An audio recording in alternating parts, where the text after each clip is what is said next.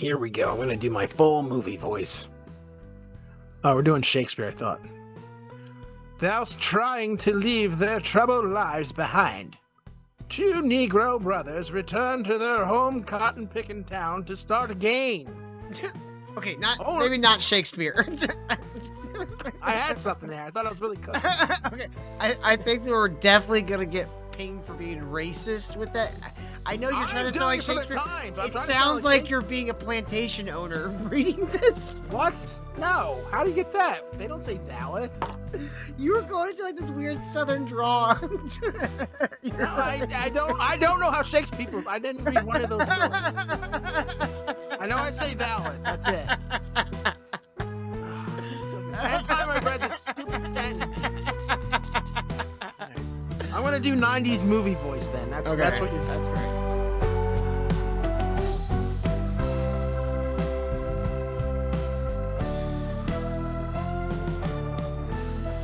Trying to leave their troubled lives behind, twin brothers return to their hometown to start again. I need some water.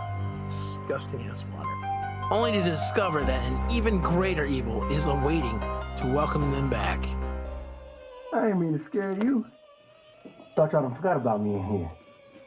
Come on, open the door, let on out of here. That ain't your brother. Sinners. A movie like hundreds of people have already talked about, and it's been out for like almost a month. Yo, smell anything? I think I shot myself. Ken and I have both watched Sinners now. Ryan Coogler's latest movie. Is there any movie that Ryan Coogler has done that you actually really liked? He's in a few where I went, that was all right. No, he's got all right movies. Like this one was done. I didn't like it, but it was done well, I guess. I guess that's the... I don't think it deserves the praise that it's getting. You know, I'm looking. Did he do Babylon? I didn't see that. I heard it was okay. Here, let me pull up his IMDb real quick. Oh, I'll give you a good Mr. Ryan Coogs. Well, if I call him that, it sounds like I'm being racist, but I'm not. That's just kind of his name. Yeah, he's just a replacement. What the hell's his name? The little short guy that does all black movies, Spike Jones. Oh my god. Okay, I forgot, dude. I did this dive years ago when I think Black Panther came out, and I've already forgotten this. So he did one indie movie before he got the Creed movie in 2013, and it's the movie that got Michael B. Jordan his like kind of big pop. Okay. You remember the movie called Fruitvale Station? No. What the fuck? It's about a dude getting shot at an Oakland train station. It's a black guy getting shot at an Oakland train station. Okay, so the whole Tuesday movie. So, are you noticing a pattern here? Fruitvale Station, Creed, Black Panther, and now Sinners. It's almost like he's doing black-centric movies. Oh, I'm shocked. And it's not even like blaxploitation movies, which I would be totally down with. Like, if this movie was leaning more towards blaxploitation, I would have liked it a lot better. It's not though. It's more. I don't even want to call it necessarily white guilt, but that kind of is what it is. How does he have white guilt? No, it's not the characters that have white guilt. It's a movie to give the audiences white guilt. Yeah, it's blatant propaganda. Like it's like 1960s talking points for 2020s. It's garbage. Well, I will say it's probably Ryan Coogler's best movie though. It's the one I hated the least, and I would even go as far to say I kind of liked it. Didn't like it. I kind of liked it. No, it's just basically black Dusk Till Dawn. With It less is. It's interesting exactly what this. characters. It's literally beat for beat Black Dust for Dawn from Dusk Till Dawn. But I'm glad you brought that up because I feel like we probably should address this early in this review. But I don't hate it because of that. I was actually kind of okay with it. I was like, oh, no, you're a guy that likes homages. I don't. Homage. I don't. But It's Go ahead. it's kind of a lazy homage. It's homage with blues and fucking music magic. It's fucking terrible. Yeah, and rather than They have scenes that take you directly out of the movie for no reason at all. yeah, It's so we'll dumb. get to that because that's the number one like praised scene in this movie. It seems And garbage. I Sorry. I'll reserve my opinion until we get to that. But back to the From Dusk Till Dawn thing. Two brothers who are criminals, check. Who robbed From Dusk Till Dawn? They robbed a bank, and in Sinners, they robbed a gangster. I think They rob like two. They rob because they get their liquor from him too. I think they robbed them and they stole the Italian's wine and the Irish's whiskey Okay, so from Chicago. and From Dusk Till Dawn, they're trying to get out of the country to safety. In this one, though, they've already gotten to safety back in Louisiana because they did all this in Chicago. And their first thought is, hey, let's start a juke joint. And so they buy a old barn from a... He kind of looked like Boss Hogg from I Duke's think that's what they were Attitude. going for. Yeah. I know. Your boys will show I- up this house.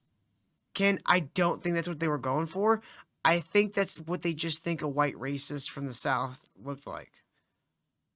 Yes. They, for some Yes. reason, think all white people who are racist in the South just wore white linen suits. Well, Like it's all either of them. that or overalls. Yeah. With no shirt on. So, I didn't care for this movie that much, but I didn't hate it. I hated it.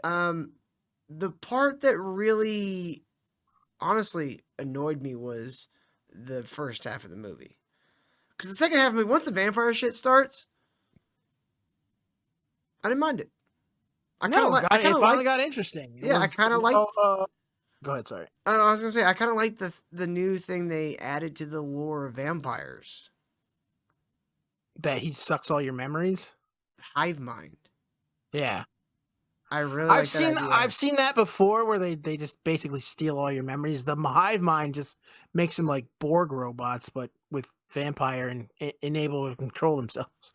I did like how there was a couple times in the movie where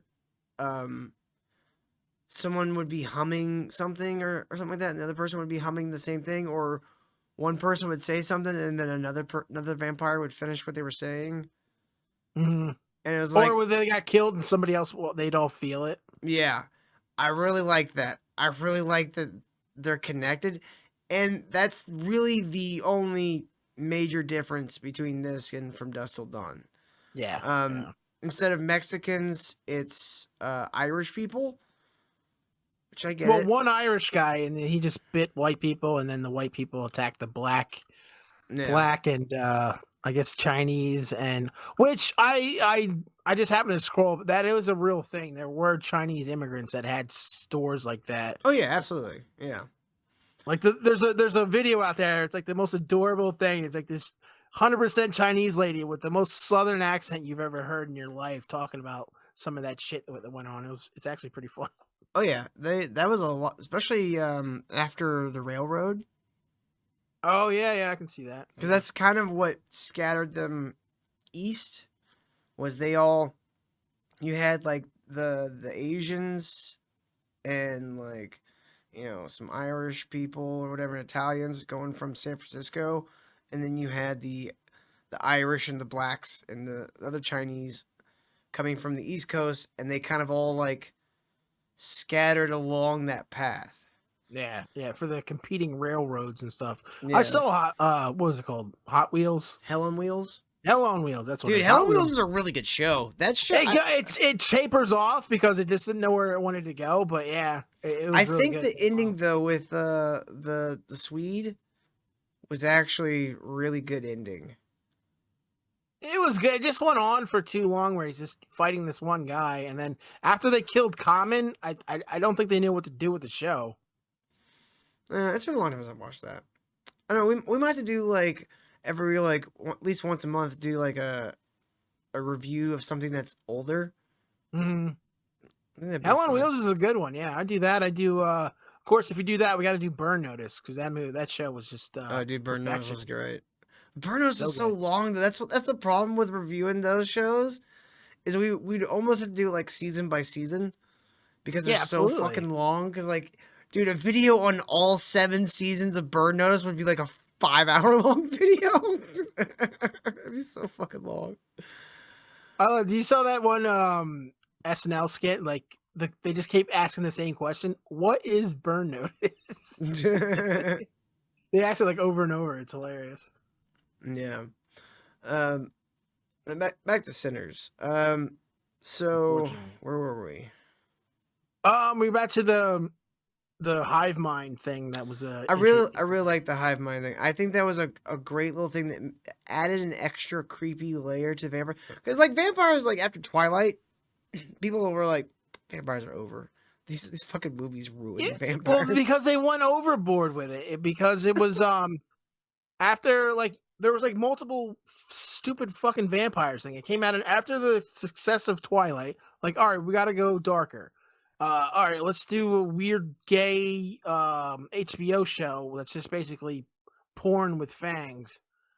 It was Was a like, good all right, show. people aren't really digging this, or people have got their fill of this. Let's dial it down. Let's get that teenage market. So then they had Vampire Diaries.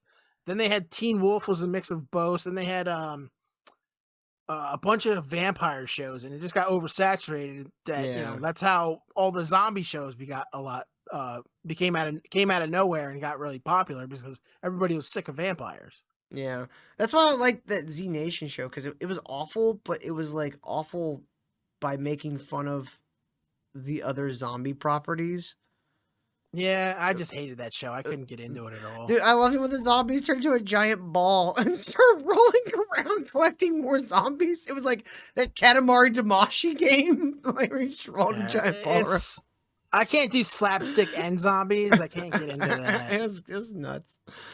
But I think the thing that probably I didn't like about the movie the most was the first half of the movie where it's basically them collecting people. It's like them just going around collecting the characters. I'm building a team. The most boring team in history. Yeah. And it takes 45 fucking minutes. It was a lot of world building, like just going from this place to this place that could have been done like in a fraction of the time. Yeah. I think it could have been better and shorter if they would have just started off like cut all that fucking buying the barn shit. Yeah. That's a line of dialogue. We don't need to see it. Well, no, they did that to set up the end of the movie. No, I get that. Cut that too. There was no point for that. Again, that's why I hated this fucking thing. It was only to be more fucking racist bullshit. Start the movie with them like opening the doors and bringing all their friends in and clearing the shit out and like putting it together for the thing. And then you can, over the course of them like getting the barn ready, you can start establishing people's relationships, who they are, characters and stuff. And that could be done in about 20 minutes. And then we can get into the actual thing because the movie, like, it finally starts after the really stupid sequence that everyone else is sucking the dick of, like it was goddamn George Washington. I hated that fucking scene so much. I got what he was trying to do. I got it. I still think it was stupid. It takes you completely out of the fucking movie. Yeah. All this Explain to the shit. people at home, for who hasn't seen this, what we're talking about. Because the brothers start a juke joint, and they get their cousin, who's a blues guitarist, but a preacher's boy, to come and play, and they pick up an old drunk blues guy off the street to come play at the juke joint that night, right? And they get a bunch of friends. They get Asians to cater it. Yeah, and then a giant black guy literally from the field to be the bouncer. And then so you have all the partying shit, like people drinking and all the stuff, the kind of problems of working or of having a juke joint near like plantations where people just have like the wooden coins that are only good at their their like company store. Like, you know, the Yeah. old song. Company store. Yeah. Company store. That's literally like they would give you fake money to spend at their store. Well, you're glossing over the fucking. Okay, Michael B. Jordan. I think Michael B. Jordan said he'd do this movie, but you need a rewrite. I'll be Michael B. Jordan, but you know what? I need I'm two not. of me. Two of me. One, I need two of me because I want double the paycheck. And two, I'll do this fucking gross sex scene with this fucking animal. It's this disgusting pig lady. I forgot about the voodoo bitch. So, the twins' names are Smoke and Stack. I know it's dumb, but you get past it pretty quickly. I don't remember which one. One of them goes to a voodoo bitch's house, and one of them goes to pick up like his cousin and sees his white girlfriend who's now married. Who apparently is but he loves his dick so much that she followed him to Blacktown and I don't want to marry this white guy, or I'm married to this white guy. You threw him on me. Yeah, I want to be with you. But according to the movie, she's like part black, so she grew up around them. Doesn't make sense. She wasn't like some farmer's daughter looking outside the window at the slaves and like, oh, I want that guy. She was kind of ostracized too, but they did the whole like, oh, but she's passes as white, so she can live in their world bullshit. Yeah. So they're all having a good time, and it's time for the little cousin to get up and play his song. And oh wait, you didn't let me finish my whole fucking thing. Sorry. I think Michael B. Jordan said he'd do this movie, but there's no way. He's like, I'm Michael B. Jordan. I'm Creed, baby. There's no way that I'm gonna just do this scene with this fucking thing, and that's it. It's like, I'll do this movie, but you haven't have me bang a hot chick. I'll do this if in a scene later on I get to bang the football quarterback's wife in this movie.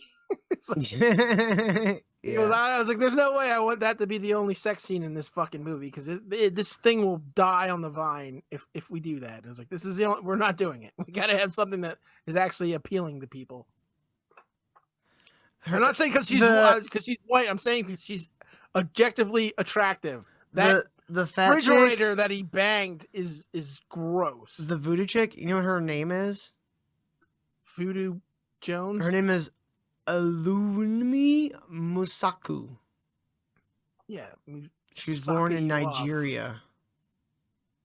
I'm shocked. The only thing I'm shocked is how fat she is. Why are you born in Nigeria? How are you fat? The guy who's the bouncer, for a moment, I thought that was Forrest Whitaker. That guy looks like he could be Forrest Whitaker's son. His name's Omar Miller.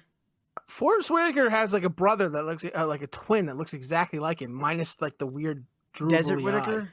Yeah, that guy. Yeah, their sister Tundra Whitaker. That's so stupid. Just different biomes. Yeah. Desert fucking Whitaker. Plains Whitaker. Mountains Whitaker. Hillside Whitaker. Prairie Whitaker. That would actually sound like it could be real. You're right. Sounds like a blues player. Right. Hi, Speaking of which, Prairie Whitaker. Yeah, I'm gonna play a song that's gonna like go through time and pull out garbage. Okay, I get what they were saying, because like there's like this whole voiceover at the beginning where it's like, music's something that connects us with the past and the present and the future. I'm like, how? And there's like certain people that can pull off this I don't know what the criteria is, like people are so good at music. Blackness, yeah. Because when they're going through it, it's all black people. But I don't know. They showed the Chinese shit too, which I didn't understand. You know, black people always have really been good at music. You know what they never were good at? Marketing. That's why the blues had to cross the fucking Atlantic and go to England and come back to become popular. I hate the blues so I love the blues. And I still hated the blues stuff in this movie. I used to play blues, like, a lot. Like, I did shows playing blues music. And I still hated the sequence. That's why I was like, I get what they're going for. This would have worked better if this had been a music video for the movie. Yeah, I can see that.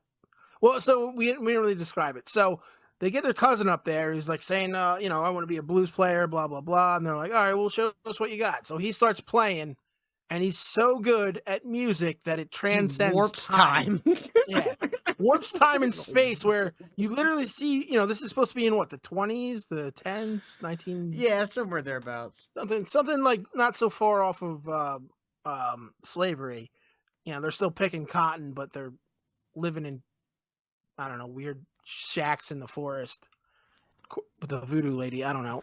But apparently slavery's over, but, they're still poor black cotton pickers. Yeah, it's like the early 20th century. It's like gangster era. So they had like at the end of the movie, you see that famous shot from the trailer of Michael B. Jordan with the Tommy gun. Yeah, which with the Tommy gun. Is a beautiful shot. It is a great shot. It was completely wasted on that ending of that shit. Yeah. Like, he should have been killing vampires with that. Like, or anything. But anyway. I feel like just no one tries to ever, in these vampire movies, like, draw a cross on, like, their bullet ever to see if, like, maybe that would kill them. Or take their bullets and, like, melt some silver and then just, like, dip the bullets tips in silver. I get that. I've seen movies do that, and like TV shows, they have like crosses on their bullets. But I feel like the time constraint where when they find out they are vampires to when that dumb Chinese lady pretty much invites them in, there wasn't enough time to do that. But I feel like there was enough time because the one voodoo lady was telling them that they were vampires. She knew not to let them in, invite them in. I feel like it would have been a lot cooler and, made her character a little cooler if she like, all right, start putting crosses on everything and knew a little bit more than she did. But her magic was garbage. She was selling spells to kids. Yeah, she's selling herbs to kids as like spells and stuff. But anyway, he transcends music, and the first thing, like, they start all these like great music players that are like can conjure magic with their music. Well, there's a variety. There's like, you get some of the like African like there's musicians. A guy playing a turnip. He was playing a turnip. Yeah. And then you get the crazy like 70s like funkadelic like big hat and like weird crazy like glitter jacket and glasses and shit. And then you get the guy on the DJ booth, and it's all like in the room with them, and no one's like acknowledging it because it's metaphor. And I really hate it when movies that aren't abstract and metaphorical try to get abstract and metaphorical on you. Because when you go into a movie, once you like get through like the first few minutes of the movie, you get the lay of the land. Like, the movie kind of has a unspoken like agreement with you. Like, this is the kind of story we're telling. This is the kind of ride you're going on. Now, that's where you can use like twists and stuff to subvert expectations. Mm-hmm. Most of the time it's done terribly, but sometimes it can be done well. Like this movie. But this isn't for anything other than just music transports us through time and space. Especially black music. And I like the theme of the music. The ending we'll talk about in a little bit. I actually kind of really like that ending. I like the way it looked. I like the whole what happened with it, but I don't like the ending. No. I do, and we'll talk about it when we get there, because we'll get there. We're gonna kind of go try to go chronologically through this, and we're trying to be as spoiler free as possible. We're gonna spoil the fuck out of this movie. Fuck all the. Right, if you don't like spoilers, fucking, when we say spoilers, don't cry. Yeah, great. That was a good analogy you did there. Good. That wasn't an analogy at all. What the fuck was that? It was just a command. When we do spoilers, you better watch out, because spoilers. Spoilers are coming. We say it, we mean it. Anyway, when that whole sequence happens with the fucking magic music shit, the first guy is this. He had like a turnip with a string on it. I was like, come on, man, that's not even music. Yeah. What is that? You're just trying way too hard. And again, it pulled me completely out of it. And I agree with you where, when you set up the whole atmosphere or what the movie is going to be, magic and time travel wasn't going to ever be part of this movie. Magic, like, isn't necessarily out of the realm of possibility for a vampire movie, but the abstract nature of, like, the metaphorical nature of this scene is so out of place in this movie. I feel like it would have got its point across, because, like, the point, you boil it down, what's the point he's trying to make with this scene? Music is transcendent. Like, it defies all physics and logic, right? And he could have made that point, I think, by perhaps having the scene play out like a scene in a church where people are getting riled up with the music. You know?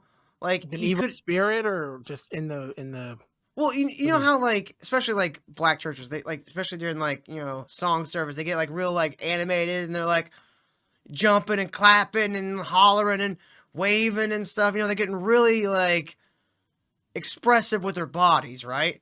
Yeah. You could have had a scene like that, because the blues kid is son of a preacher man. You could have had a scene like that in the beginning with his dad, and you could have mirrored it in this scene with having people have a quote-unquote almost religious experience with his music. Well, no, because here's why. Here's why they didn't go that route. That would have been a smart route, almost predictable route. Well, I know why they didn't go that route. Because it's the white man's religion. That's what they literally called it. Technically, it's the brown man's religion. Slightly brown man's religion. I mean, white men just did what we did best, which is we found someone else's idea and went, I know what can make that better. That's what we're good at. We've done that. Amazing at. We've done it with food. We've done it with everything. French people created cinema. Does France have the world's biggest cinema film industry in the world? No, I believe that's America. That's the white people over in America. Well, it's because France got rid of a certain. Well, they didn't want to. It was against their will, because, you know, a certain country was rounding certain people up and doing certain things, and they all ended up here. Well, that came later. That came a little later. Not when cinema. Well, with Hollywood, surprisingly, weirdly, Ken, that time where those kinds of people made an influx into the industry was right around the time that war ended. Yeah, it's just we had this huge influx of this. Before that, you know who actually was, like, the main control, like, ethnic wise, who was the main controller of, like, Nickelodeons? Because that was before they passed a law where Nickelodeons couldn't own studios, and vice versa. No, it was Italians. Italians were the main proprietors of Nickelodeons and what was to become film studios. And then you had a huge influx of immigrants and refugees, and within, like, 10 years, the majority of Nickelodeon owners and stuff switched to a kind of slightly different ethnicity. And that's around the time where the U.S. government went, oh, you guys can't own the theaters and be the studios. Like, you can't be the distributor and the retailer. Weird how all that kind of links up like that. That seems like a deep dive for another video. Sounds like something I'm about to bleep out with fucking cut to bars and tone. And that's how we know John Wick is Jewish. Mash it up with that. I didn't say that. I just said it was a certain group of people. I just, you know, they had the same size noses as Italians, but they weren't Italians. Anyway. Curious thing. Curious. Anyway, yeah. Where the fuck were we on this? I know we've been harping on the scene for a while, but we're talking like the last Sharknado. It's about time. No, I'm kidding. Better movie. Better. It made more sense. But with the guy playing a turnip, where was I going with this? Oh no, with the whole religion thing, was they were literally shitting on Christianity because calling it the white man's fucking religion. See, I thought that too until the end. No, he literally turns away from his father with his fucking guitar.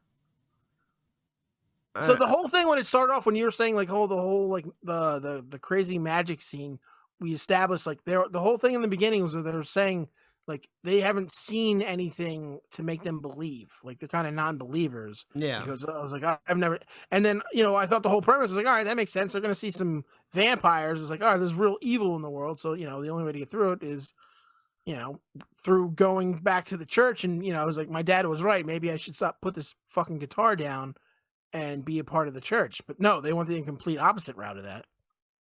I feel like the ending with him was a little more ambiguous, where it was just kind of like left in the air of what this guy's life was going to become now, because he was like, it was a fucking became a shitty blues museum. He just had a fucking crazy night. He just walks in. He's literally in shock. His dad's like, put down your guitar. Like, Dad,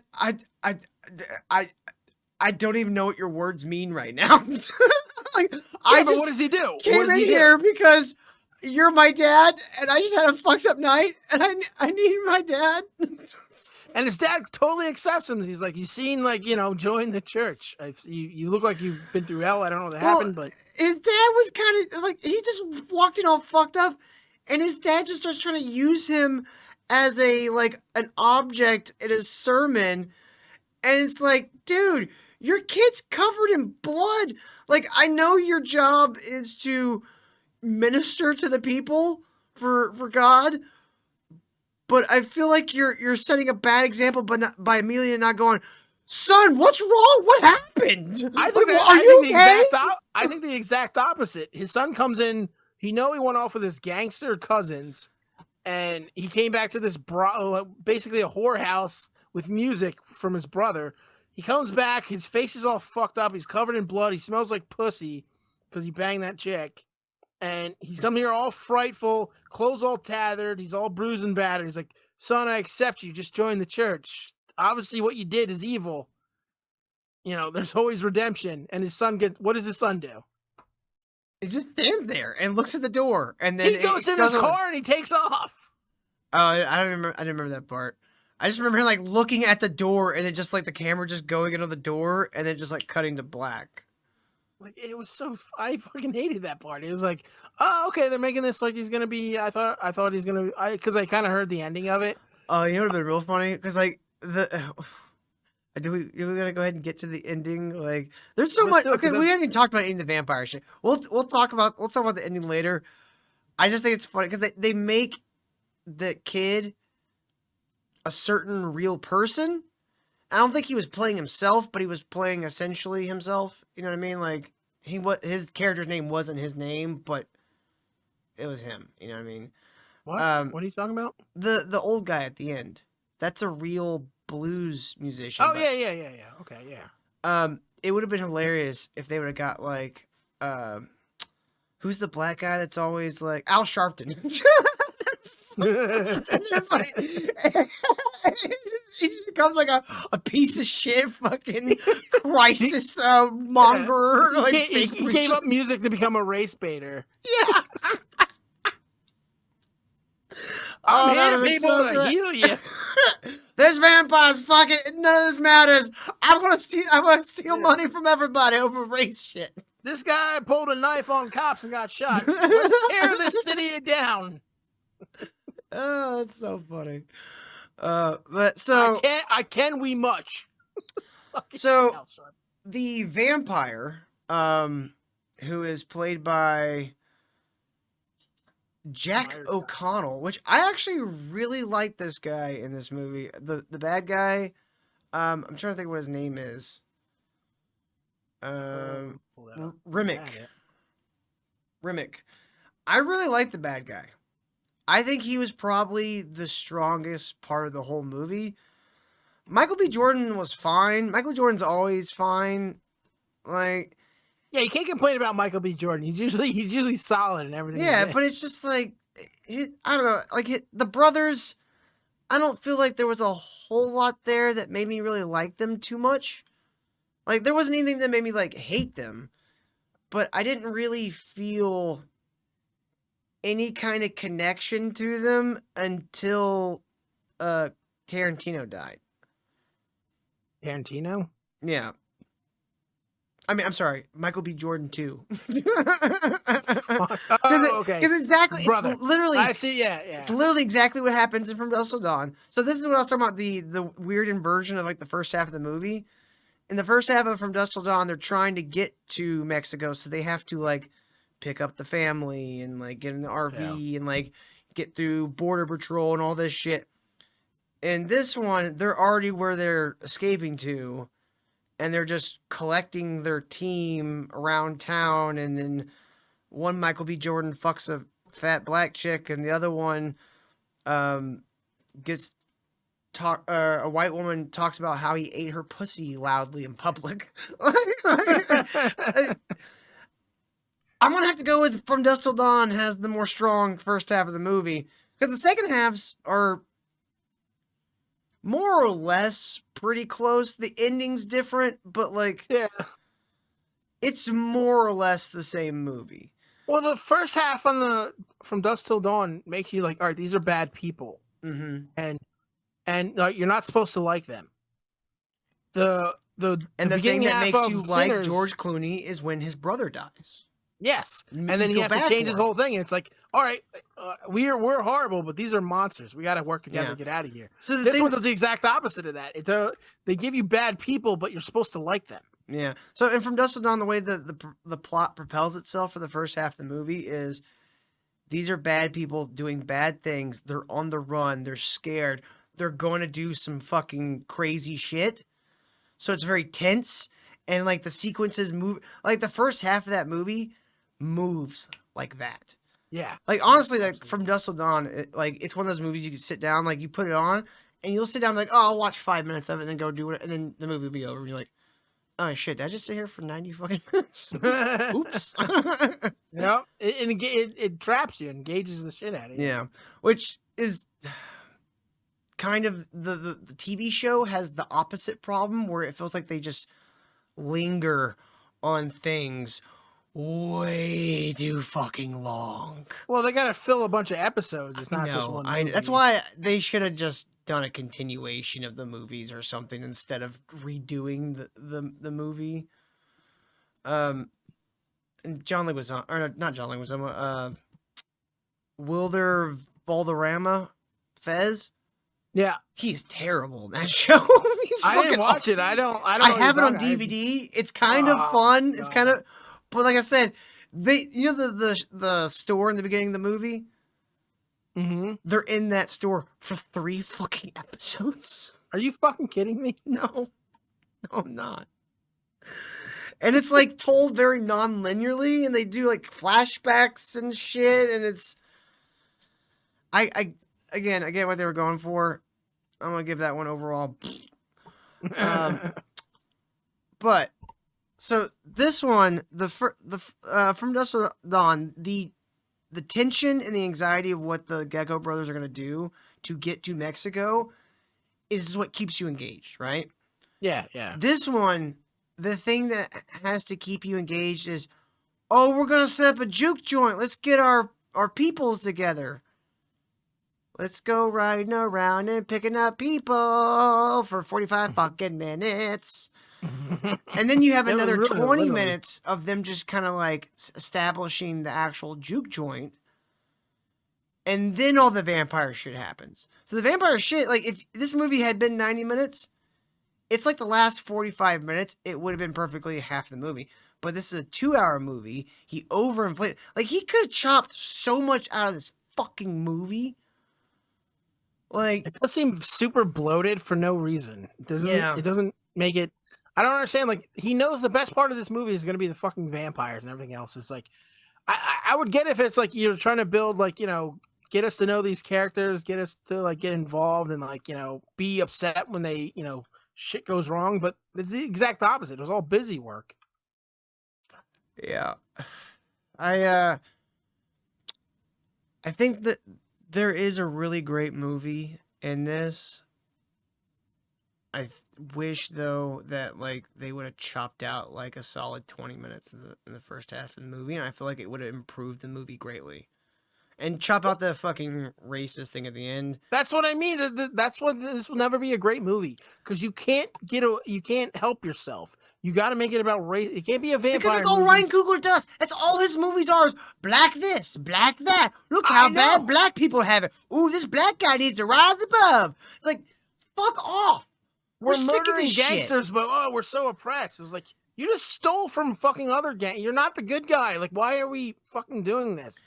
The fucking scumbag that turns away from his preacher father, who is a good guy. You don't show him as a good guy. He's actually kind of like the bad guy in this. It's like he's in the wrong somehow. Your church going, community building father is somehow the bad guy. Yeah. Like, fuck off, movie. You know what? The most annoying thing about this movie has to be just the Ryan Coogler obviously wanted to make a movie about like early day blues. Like he obviously wanted to make like a Robert Johnson movie or something. Okay. Right? And he probably couldn't get any funding for it. Probably pitched it all over town. Couldn't get any goddamn funding for it. So decided to reuse the idea for this fucking vampire movie. And most of the movie is that blue shit. And it ends up being boring and confusing at times. Like, I didn't hate, like, any of the scenes in, like, the first half of the movie. But most of the time, I'm just like, all right, let's fucking get to it. Come on, this scene's going on too long. Like, do I need to hear you bust this guy's chops about his wife? Like, I feel like that whole scene could have been like, pull up to the field, you know, whistle. I can't whistle with my fingers. I've never been able to do that. But, you know, like, does like the whistle thing, and then you see like a hand, and then the guy look, and the next thing you know, maybe like, you know, Michael B. Jordan horns up like a hand like full of money, and the next thing you know, the guy's in the car and they're off again, off to the next place. Like, it could, most of that first half of that movie could have been a montage. Yeah, I completely agree. It's like everything went on way too long for no fucking reason. Didn't help the story at all. Yeah, and I don't think we needed the scene with Michael B. Jordan having sex with the fat black chick in the weird couch. cabin. Yeah, in the fucking dirt shack. Yeah, we didn't need it. I don't think we needed that because we would have got all the context of the relationship from the scenes in the actual juke joint. Because it's one scene of dialogue that you need between the two of them. It's like, you know, you didn't really need that. If you watch them at the juke joint, there's like clear sexual tension there, and like gross, there's you know, one of those things where there's like, you know, little steely looks and stuff to each other. Well, not only that, it's the only reason why they're not together because their son died or their child died. That's the only reason why the whole thing broke up and why he went fucking like, all right, I'm gonna go to Chicago and become a real king. I just remembered the vision at the end. I didn't need that. Yeah, oh, the thing they stole from fucking Gladiator? Yeah, I remember it too. Yeah, I didn't need that. The fucking, I'm gonna hang out with my fat, disgusting Nigerian girlfriend wife and our dead child. I didn't need to see the breastfeeding. I did not need to see that. Didn't need to see that. It reminds me of the old PBS days. I was just watching, I was like, half page, and I went, ah! Like, oh my god. Yeah. How are you? I don't understand how you're an actress and you're that fucking disgusting. I don't care what race, what fucking sexual orientation. They don't have Ozempic in Nigeria. Why are you disgusting? Huh? They don't have Ozempic in Nigeria. Do you think she lives in? She's not going to be a very good actress. No, she's British now. She lives in England. Again, they have beans for breakfast. Fuck that country. Yeah. Like, how are you eating this? It's like I'd be like starving all the time. I was like, no thanks. Can't eat beans with fucking toast. Yeah. So you got the Irish guy, Jack O'Connell, who literally drops into the movie. Like, yeah. I really hate that. I really hate that he just falls, like, during daytime, just falls out of the sky and then starts running for, like, a farmhouse. And he's being chased by Native Americans? Yeah, again, they don't really go into that. Like, these Indians are chasing him. They know he's in the house.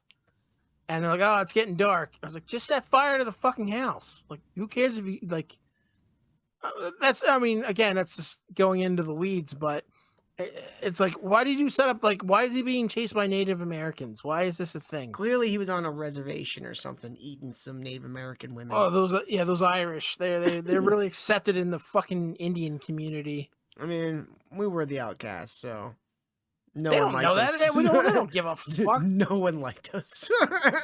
The white people didn't like us. The minorities didn't like us. We were the ultimate minority. No one liked us. And you know what? I kind of agree with them. And we were the first slaves. Nobody wants to admit that, but we were. Yep. But he eats the farmer and his wife, which that was actually kind of a creepy little scene. He's just sitting in there in the rocking chair, and the guy's just laying on the floor, and she's like, "Ooh," and he's like, "Shh, he's all right. He's just got his eyes."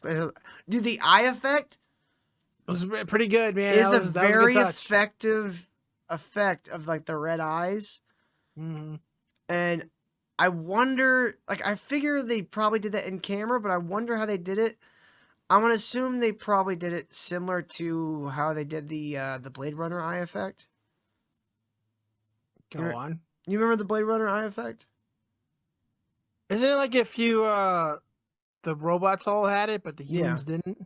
Yeah, it Okay. was like a light. It was like a light that would reflect out the back of their eyeball.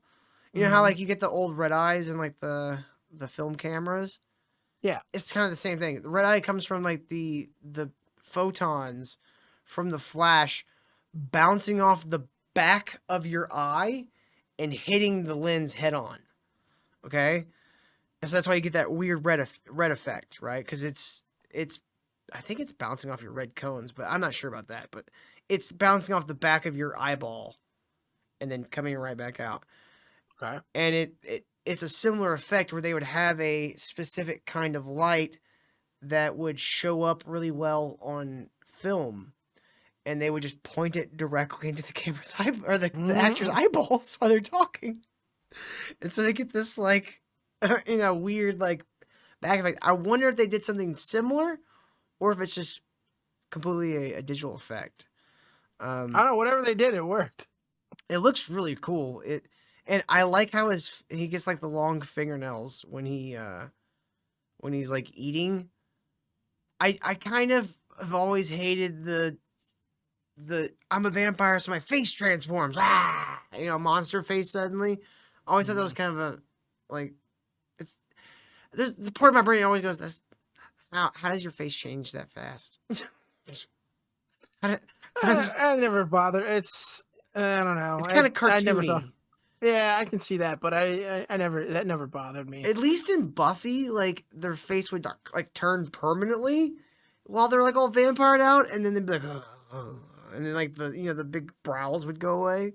Mm-hmm. But this one, it's like when they lunge at you, like their face turns all demonic and shit, and they get all the fucking teeth and stuff. And I like the more like practical approach to a vampire where, you can give them like sharp teeth or whatever, but if they're gonna have it, they should have it like all the time. Like I feel like that once you become a vampire, it should be a permanent transformation.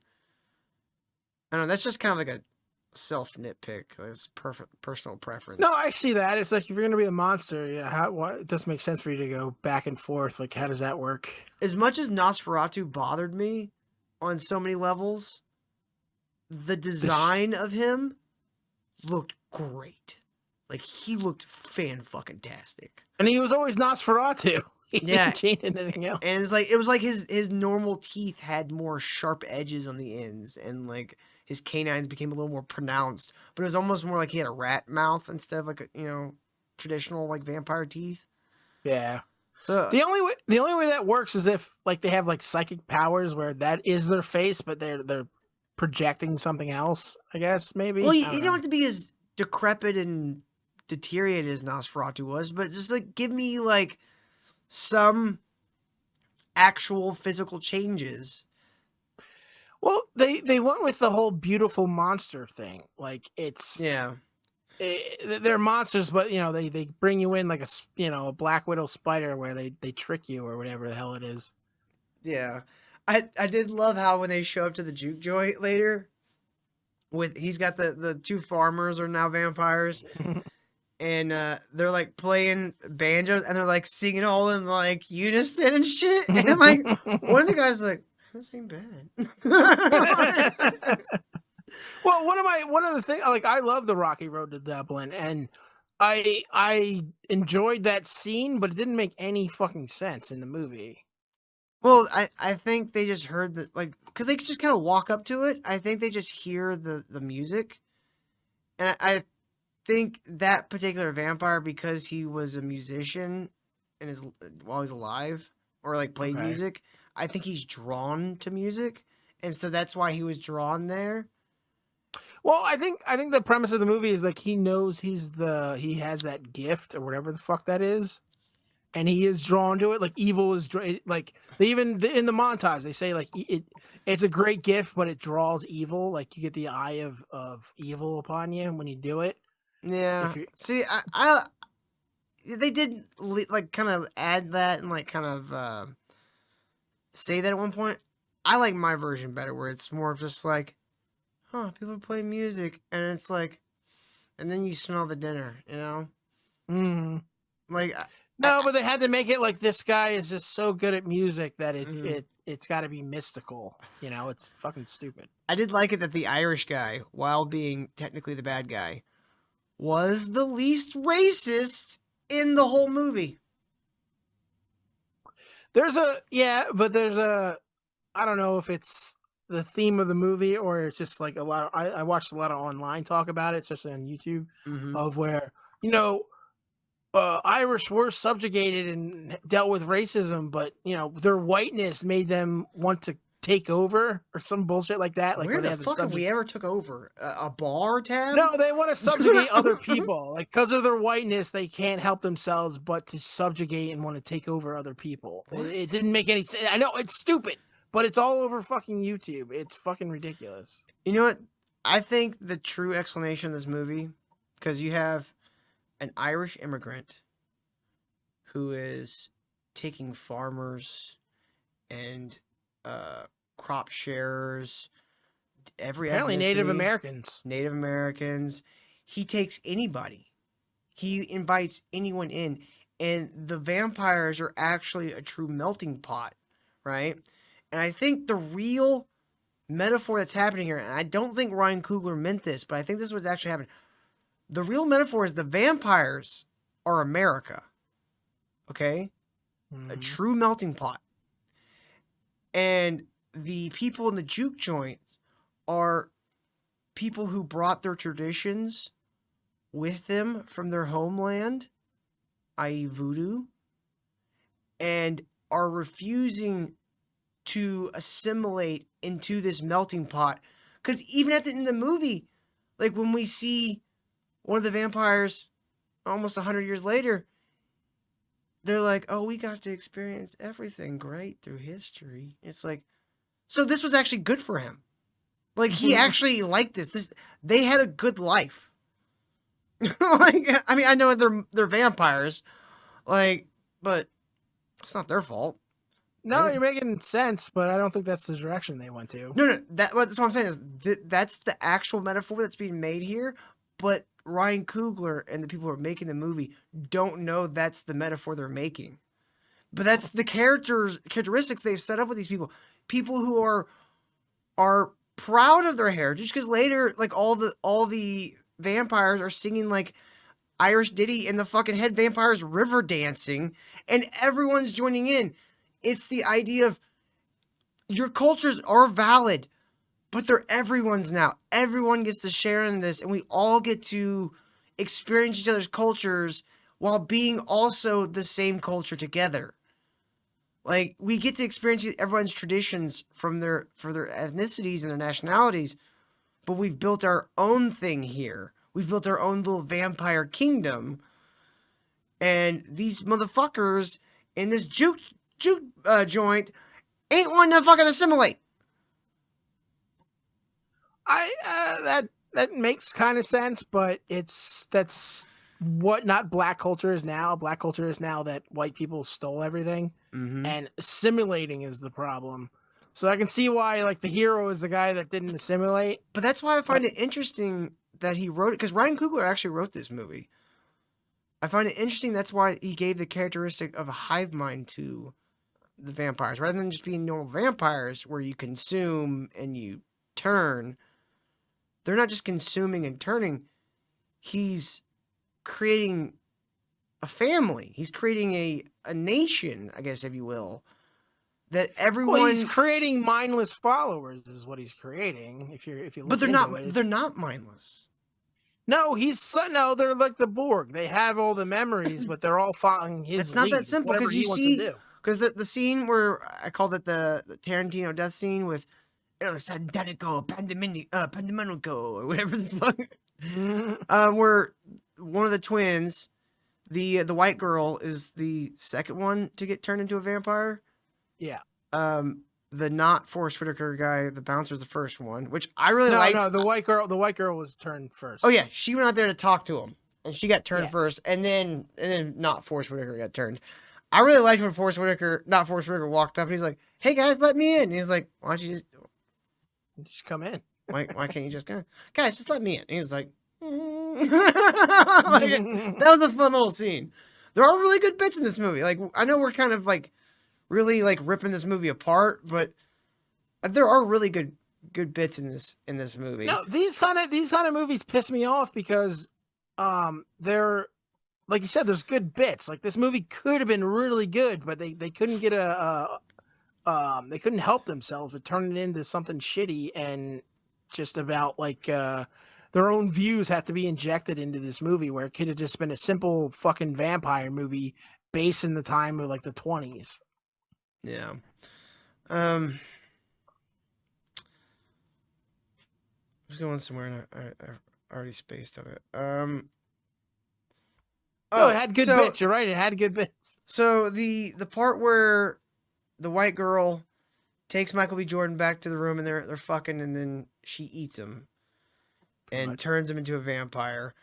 That's literally almost exactly what happens in From Dusk Till Dawn, except for Tarantino doesn't get to fuck Salma Hayek. She just does essentially a lap dance for him on the table. And then I will say, and that's an improvement. Like, I wish that happened. That scene happened with Salma Hayek. This chick's okay looking, but if Salma Hayek had that scene, that movie would be on everyone's rotation almost every day of the year. Yeah, I'm not a huge Haley Steinfeld fan. I mean, she's a fine actress. She's not ugly, but she's not fucking Salma Hayek. Yeah, there's no actresses in this generation that are just gonna ever like live up to the hot ones when we were kids. Well, that might be more on us than not really. I think that's just a part of being human. Yeah. It's like nobody's ever gonna beat Salma Hayek and fucking Cindy Crawford in the '90s. And it's as far as actresses go, and like celebrities go. I think you're just gay. Clearly, my girlfriend beats them all 1,000-1. Yeah. See, I think you just answered your own question. Is there? Yep, that's the face. That's the face. You see a gun barrel next to me? I feel like there's one, but I can't. Yeah, I don't feel like wanna there's look eyes over. behind you. I feel like if I zoomed into that building behind you, there'd be a sniper. she's in that window, like right there. That's just a green screen. How did you get in there? Like with those like fucking little plastic discs with the microphone. Mm-hmm. I hear the bastard. What did she just say? Someone's attractive. Not on my watch. There's a lot of good stuff. We don't have to like fully break down. One of the brothers becomes a vampire. Spoiler: one of the brothers does not. Ironically, the one who does become the vampire is the one who survives. Womp womp. I was fine with him. Yeah, I guess this is gonna be the spoiler section, guys. Spoilers. But yeah, I was fine with him dying at the end. I wish it would have been from a wound sustained by the vampire. Yeah, I didn't like the whole we got to throw race. We did about a 30-minute scene with just vampires versus everybody. Not really race has anything to do with it. Oh wait, we got to remind you that this is a racist. These people are racist. White people are racist. So we have to have the people from the beginning of the movie, for whatever reason, come in their fucking Ku Klux Klan outfits to take down this one fucking guy They who didn't come could in have the just Klan left. outfits. They were just in their normal clothes. No, I think they had their fucking Klan outfits. No, they were just in normal clothes. Because he just His shot son had his Klan outfit. There might have ready been to a go guy for or the night two of- with their hoods on, but they were all like in just their normal clothes for the most part. Here's the way I would have fixed all this. Here's the way I would have given Ryan Coogler his cake and let him eat it too. Okay, because the way that he has it in this movie with the whole racist thing, stupid. Cut out the first part, right? With them buying the place and them talking to him. Instead, make it a reoccurring joke throughout the first half of the movie that the guy they bought the place from was a old KKK guy, right? And then at the end, the finale, when you have the blues kid versus the vampire, and then you get the Deus Ex with Michael B. Jordan showing up and fucking getting him in the last second. Have the vampire injure Michael B. Jordan mortally, where him and his cousin can say goodbye, and then you could even do the fucking weird breastfeeding thing. Or let him die, right?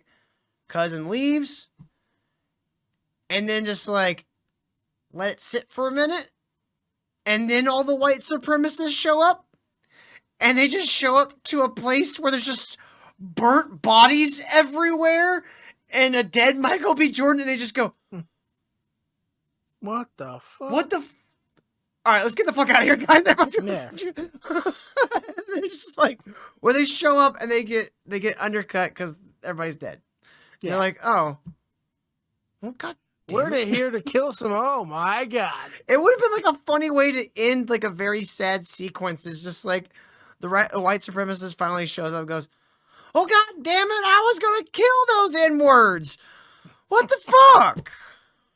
Let's get out of here, guys. It's a Ryan Coogler movie. Like So- a giant crane would have had to like fall on him or something. So stupid as shit is. Let's get out of here. It's a waste of our morning. I mean, they already paid for the place, so at least I guess I could resell it. Yeah, guys, I don't think I'm racist anymore. This just cured me of racism. All these No, dead people. it doubles them down. It's like, oh god damn it, these N-words just killed each other.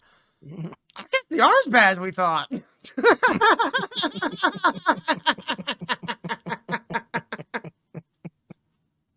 And that guy becomes David Duke's grandfather. Yeah, now we got a movie. Print it. We got a movie.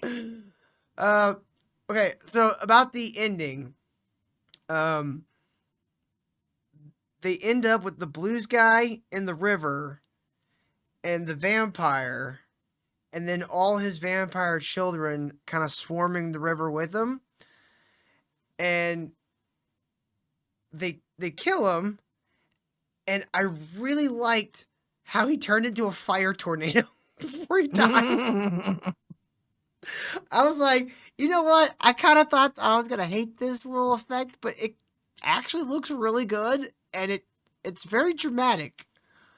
Like it was a good effect. It worked. yeah.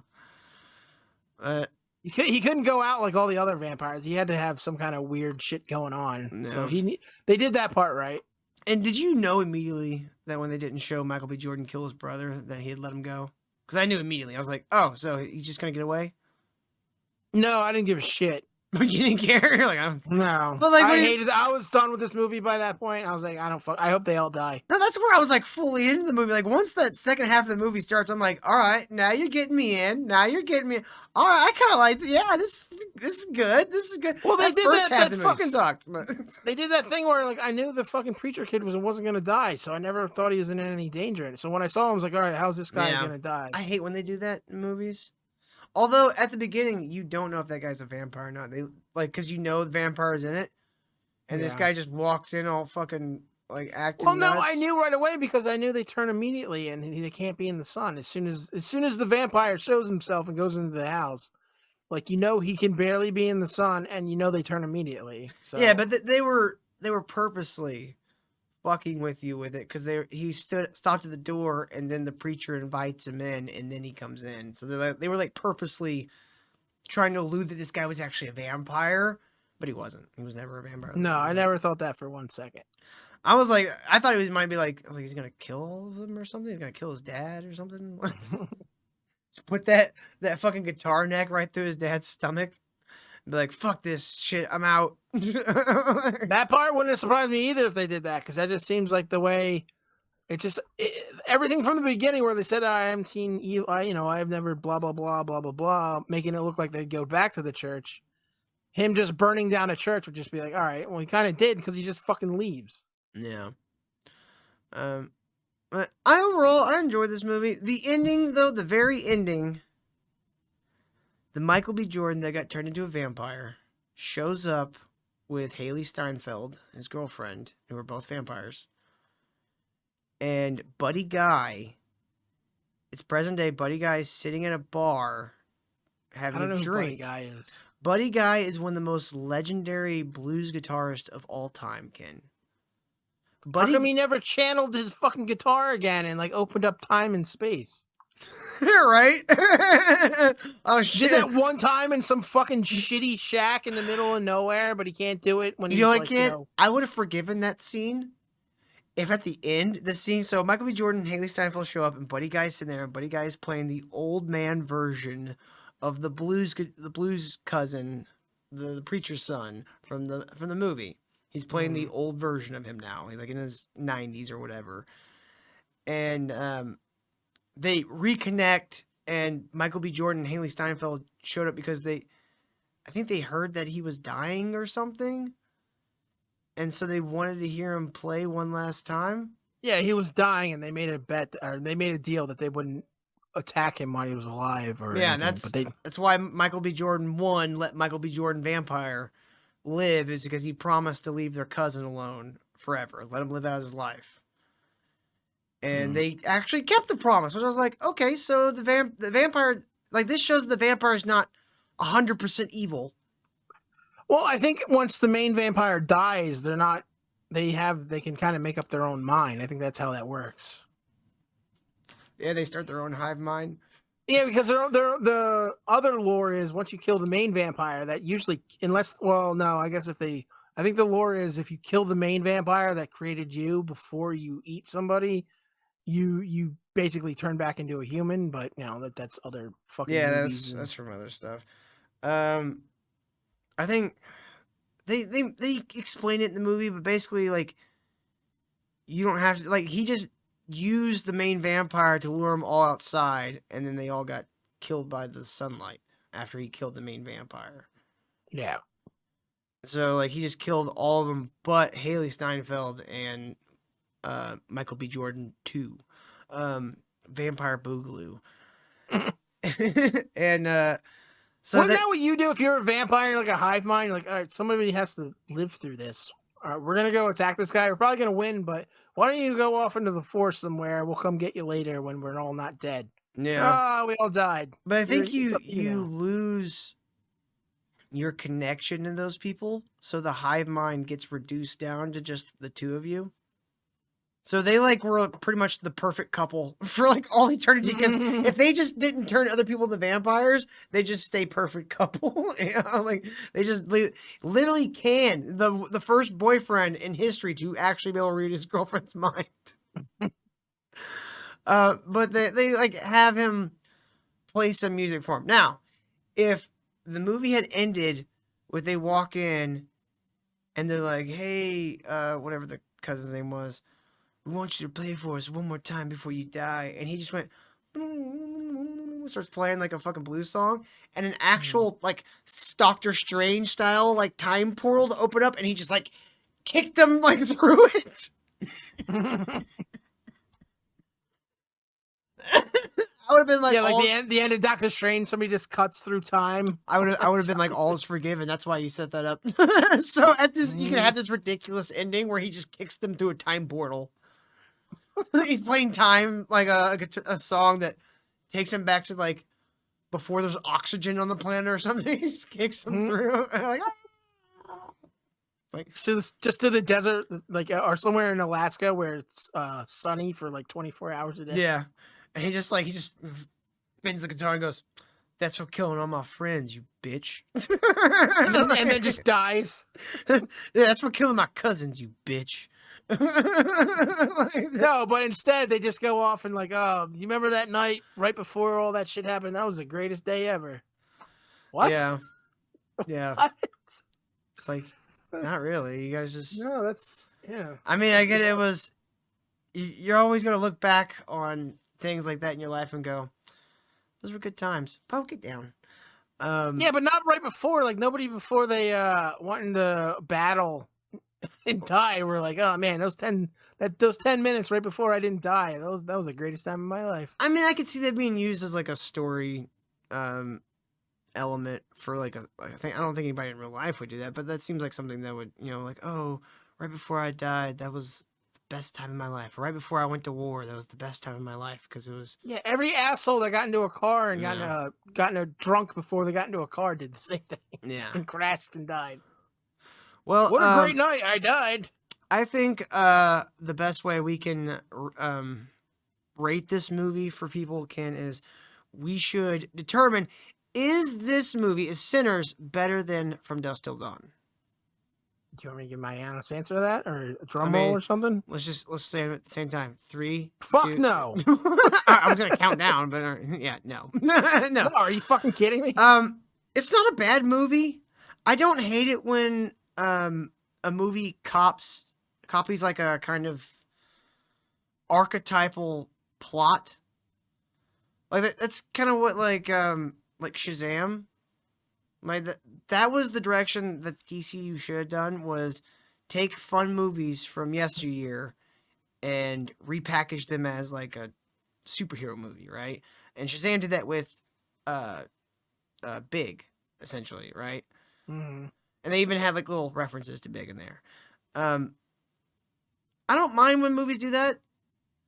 It just make it new and original, and I think this movie did that well enough to where I don't hate that it pretty much just copied From Dusk Till Dawn verbatim. But I hate that the first half of the movie was boring. You like homages? I don't. For the most part, I think it's stealing. I think it's uncreative. But there's enough difference in here where, like, obviously I see all the thing, but you can say this is its own thing and people won't see the connection. But that movie was also 25 years ago, so it's like, yeah. I feel like enough time has passed to where it's in the range. I don't like that. I was like, do you need beat by beat, fucking, the brother dying, the this, the that, whatever. I'm not into that kind of thing. I know it's an established part of filmmaking and storytelling, but I hate it. I was disappointed when they showed up as brothers. It didn't have the Wayans Brothers show like theme song playing. We're brothers. You got the Wayans Brothers. We're happy and we're singing and we're color. Give me a high five, okay? That should have been in that montage with that stupid song and time traveling bullshit. Dude, they should have had the Wayans Brothers be the brothers. That would have been great. You gotta put them as the white chicks. I would have been down. Just to have the Wayans Brothers play everybody. Yes. Like an Eddie Murphy movie? Yeah. Fucking awesome. Oh, that would have changed the tone of this movie significantly. Right? If you had Eddie Murphy play all the roles. Instead of up its own ass with all this fucking race shit. That's my biggest gripe about this movie is the blues stuff and even as someone who loves blues, and I love like the history of blues, and like I have Buddy Guy records. I have Junior Wells records. I have B.B. King records. I have the like the 27th edition repressing of Robert Johnson shit, like on record. Who like cares? I love that shit because it's raw and like original. Like it's not something that I listen to every day, but when you listen to it, you can't deny the pull it has. Like maybe not even if it, like you don't like it yourself, you can go, I get why people loved this music genre for 60 years. Nope. There's a reason why it's dead and gone. Because it's not dead and gone though. Like blues is literally the foundation for every bit of music. Blues is underground bullshit. I don't care. It's garbage. it's not underground bullshit. It's Where's our blues fucking bar or any of this? Where's the last blues musician that's done anything in the charts or any kind of? Have you ever heard of the fucking House of Blues? You ever heard of Nope. Black Keys? Gary Clark Where are Jr.? the Black Keys right now? They haven't been around in a while. Gary Clark Jr., Marcus King. I don't know who that is. You've never heard of Gary Clark Jr.? Dude, Gary Clark Jr. is a No. fucking monster on the guitar. He lives in Austin. Like, he was on Rogan a lot back in the day. Oh, I bet. Yeah, back in the day. He's not there now because he sucks. No, he's still. I'm sure he doesn't suck. I He get tours that I'm sure worldwide. You got Derek Truck's band. Yeah, Derek Trucks there's a and bunch of his people wife like are you in both there. monsters on the guitar. Like, and they play blues music. I have no idea who you're talking about. Oh, you just don't listen to that music. What do you listen Yeah, to? because it's garbage. I hate it. Were you I listening hate to fucking rap? people crying through fucking music. What do you listen to rap? Not in 20 years. What do you listen to? Just country? No. I barely listen to any music, to be honest with you. Then just say you don't know blues music at all. I don't know. I think it's horrible. When I was into music and listening to it all the time, I hated blues. It's just Every music, people every crying. band you've ever listened to existed because blues music became popular. that's fucking garbage. No, That that's is absolutely hot true. Garbage. Blues No, it's is the not. basis for rock and roll. It absolutely is. Most of the folk songs I listen to have nothing to do with blues. Now, They were around before folk is a blues. different thing. Folk is That- another. I like folk. That's the only thing I really listen to. folk That's is why I was pissed off that Ken's a Rocky Road to hipster. Dublin. He likes. We got a hipster over here, folks. He likes folk music. I don't have the Oh, records. That's the only thing I listen to because everything oh, else is garbage. hipster Ken. Oh, got him. Yeah. Yeah, Mr. I have all Busted. blues records. I don't have one folk record. I don't have a record. To be I have honest some with you. folk records, dude. I have Nancy 'cause you're a Sinatra fucking records, hipster. dude. Nancy Sinatra was really fucking good. No idea. Is that his daughter? His yes, mom? it is, and she was way better than Frank was. Like Frank Oh, was a God, great I singer. I Nancy need to Sinatra stop. was I don't give a shit about amazing. any of this. 60s, Okay. 70s. Nancy I don't even Sinatra. listen to Sinatra. I don't give a shit about his dumb. You know the kid. song "These Boots Are Made for Walking"? Barely. That's Nancy Sinatra. That song sucks. That song's great. That song is fucking dog shit. It's campy bullshit. I mean, it's Boots are made it's, for walking. I don't it's of fucking- its era, Ken. Just because it's like anachronistic Of its now. era just means it's garbage. Of its era means it's garbage. No, It it's needs to of die. its era. I would say like bands like Blink 182 and They're fucking- garbage. yeah. I listened to them when I was. I that never age, liked but Blink they're 182, but I'm garbage. saying like they're of their era. Being of their era doesn't mean if they're good or bad. It's just you can listen to it and go, "Oh, I know what era that what decade that came from." Doesn't mean it's good. No, it doesn't mean it's bad either. That's my Yes, point. it does. No, does. it doesn't, you bastard. It does. It does not. There's certain things that are timeless. And, oh, it's there. Close Encounters of the Third Kind was very of its era. Is that bad? Is it a bad movie? Yes. No, it's not. Special effects suck. No, the special effects are amazing. They're Dog still shit. It's all great. blinky lights. They make a hotel out of potatoes. I don't know what the fuck. Or, Potatoes? Volcano. No, the UFO was Blinking oil refinery lights. lights. Yeah. They It's just flipped garbage. upside down. That's why nobody knows that movie except if you're like 30 or over. I think everybody knows that movie. Nobody knows that movie. I think a lot of people in the younger generations probably haven't seen it, but they know what the movie is. You say Close Encounters of the Third Kind, they're like, yeah, I've heard of that. Yeah, because the hipsters like you can't shut up about old blues shitty movies. It's a great movie. You know what Spielberg said his only regret about that movie was? He had That he made it. that he had Richard Dreyfuss go on the UFO at the end. Because he made that movie before he had kids, and he said, looking back now after having kids, no dad would ever make that fucking choice. I was like, unless his kids are real shit. I'm like, Yeah, see, you regretted it. It's a bad movie. how terrible are the kids? I mean, you could make the kids more annoying, so you're like, no, yeah, I would have got on that UFO too. That kid's always like, Dad, Dad, Dad, Dad. Mama, mommy, mama, mama. Fuck, get me out of here, please, quick, close the door, they're gonna follow. See, it was a bad movie. He shouldn't have done it. That's a great movie. Do you have any final thoughts on Sinners? I don't think it's a terribly made movie. I hate the themes, the overall bullshit. The oversaturation of the themes. Because, like, if they Yes. would tone the shit down a little bit, like, let's say they were at an 8, if they went down to, like, a 5, I feel like it would made the movie better. I think it looked good. I like the premise.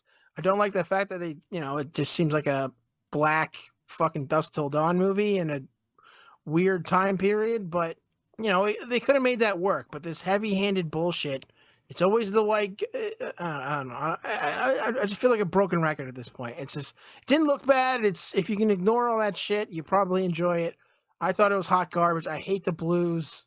I hate the fact that I watched it.